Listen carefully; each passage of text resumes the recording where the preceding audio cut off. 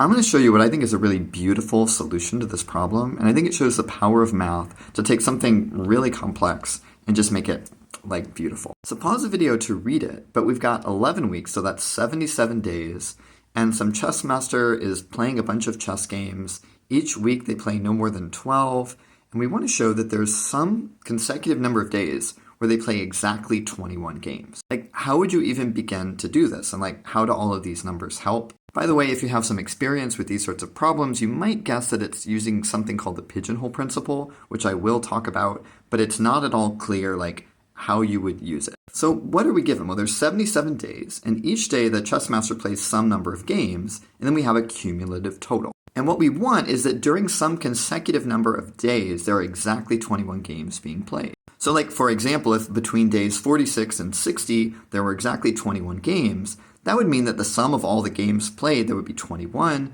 Another way to think about that is the difference between the total at day 60 and the total at day 45 is exactly equal to 21. That actually feels like some progress. That's actually our goal. We want to find the cumulative total on 2 different days, and we want the difference between those two numbers to be 21.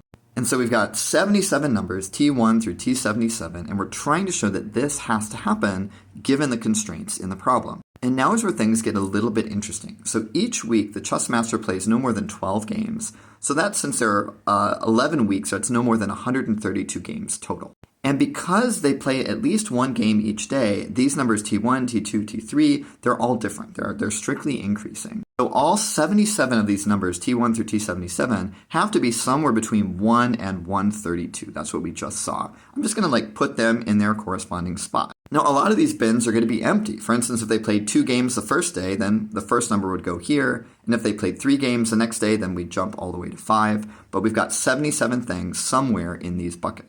And now, because we want t something to equal t something plus 21, I'm going to look at t1 plus 21, t2 plus 21, etc., all the way through. And let's put all 77 of those numbers into these buckets as well. Now, since I'm adding 21, I might have to go all the way up to 153, because T77 could be that max of 132. We have 154 objects, but only 153 buckets. So one of those buckets has to have at least 2 things in it. This is something called the pigeonhole principle, and since the T's are strictly increasing, it can't be that 2 reds or 2 purples end up in the same thing. It's got to be 1 red and 1 purple. But that's exactly the goal that we had for ourselves. We want to show that sum Ti was the same as sum Tj plus 21. I love this problem so much because it's so complicated, and I think this is a pretty complex proof, but once you sort it all out, it's very satisfying.